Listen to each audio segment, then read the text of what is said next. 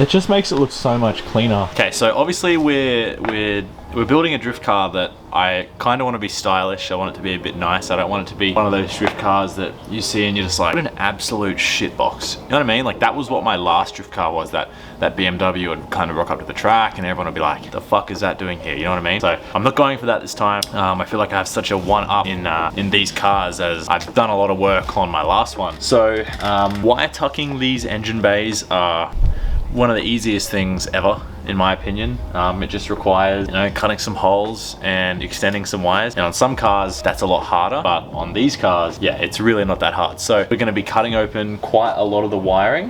You wanna get yourself one of these tools right here. So these tools are absolute lifesavers when it comes to opening up wiring, because the last time I did this, I used a razor blade and the amount of wiring that I cut open was shocking. So these just kind of, let's see if I can show you. You kind of take the wire and you just insert it like that. Oh, and you just run it along.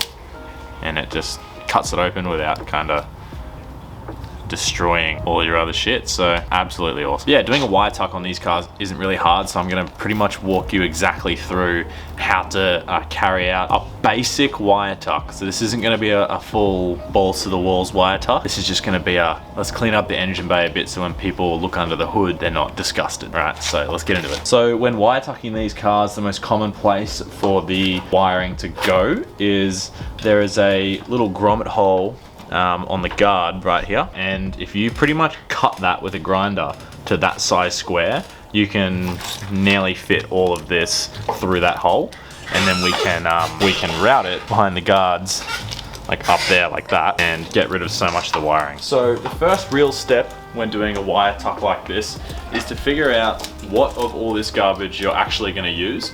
So you kind of have to go through it, figure out where it goes, probably chuck a label on it, and you have to figure out where that's going to route. So some of this wiring will easily be able to go down through the guard, but some of it absolutely won't be able to, as you know, it routes to the injectors and does some of that fun stuff. So yeah, first thing we have to do is figure out where all of this stuff goes and figure out what plugs we have to extend and what plugs we can just delete. Okay, so I figured out that these two I do not need.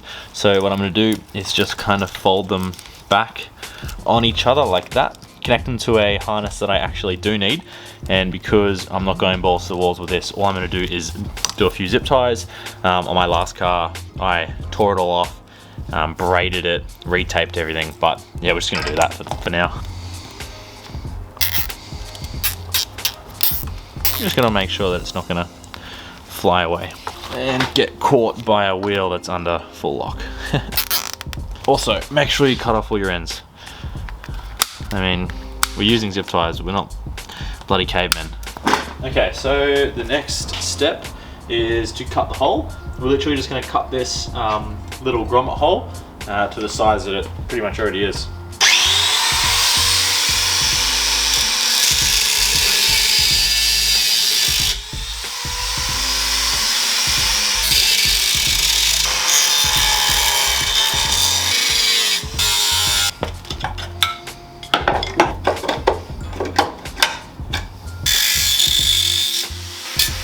Okay, so once you have your hole, just make sure you give it a bit of a sand around the edges and then spray it with some primer, some rust primer, so that it doesn't rust now that it's back to bare metal. Just a quick sand like that, and then we can give it a little spray. Alright, so now that you got your hole done, I'm just going to make sure all of this fits through, and then I'll give it a bit of a spray. So you got to start. Be careful, this could be really hot if you've only just sanded it. Okay, so now that I've cut out a piece here and I've pulled all the wiring through, gonna have to go through and if you want to do it nicely, you know, cut off all the insulation, braid it, you know, make it look good. But so all I'm gonna do now is, you can see here, right here, there is like this little square here. I'm literally just gonna cut that square out, and then the wiring will we can kind of like tie it up along here, and then the wiring can come through here, and that is where the headlight is. So then you can route the wiring through that hole down the headlight, and then you can get away with a much cleaner setup if you do it this way. This is exactly how I did it on my red Mx5, and looks sick. So yep, I'm just gonna cut that hole out and we're gonna keep going. All right, so here's my little square that I've cut. As you can see, the edges are like stupidly rough. So always after I'm cutting a hole for wires to go through, I always go over it with a wire wheel on a drill, because you don't want these edges being, you know, like that.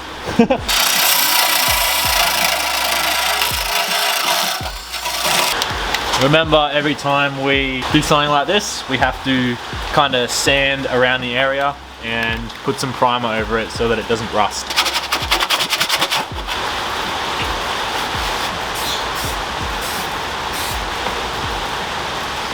Alright, so now that I've done it to the driver's side, I'm just going to do it to the passenger side so that I can get it through there as well.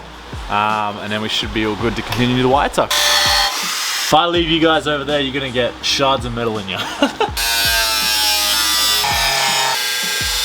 Okay, so now that we've cut our holes in our chassis, you know, we have one here where the indicator used to come out, and we have one here, which is where the headlights kind of sit. We have to, you got to decide now whether you want to redo literally all of this wiring, redo all of this and make it look good and pretty.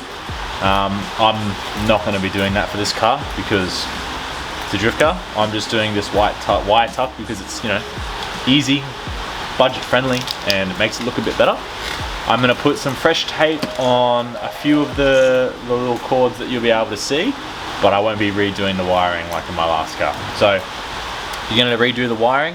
Now's the time. Cut all the insulation off, get some braid all the lines. But all I'm going to do now is decide and figure out what exactly I need. If I need it to be any longer, then if I need it to be any longer, then we have to extend the harness. So that is the next step, is choosing whether you want it to look really nice or just nice, and then extending the harness. Now, as this is gonna be, and I'm really sorry for the rain, but now as this is gonna be in the fender, it's gonna be way more susceptible to rain. So any connectors open like that, I'm just gonna tape up.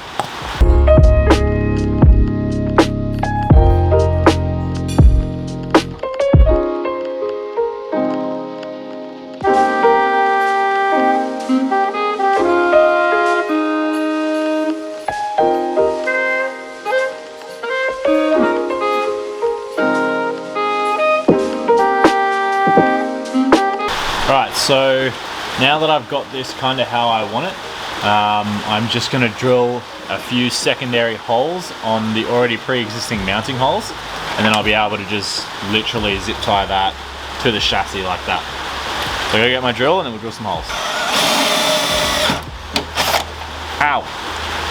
That is hot.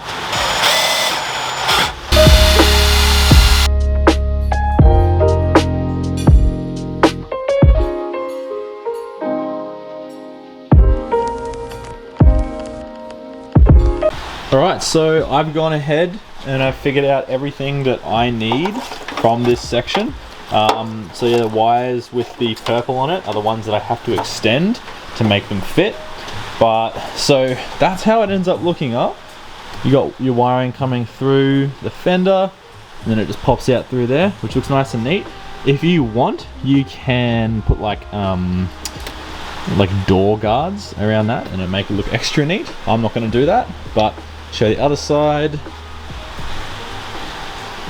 So yeah, you can just see like look at that difference. It just makes it look so much cleaner. Like before, literally all of this was here.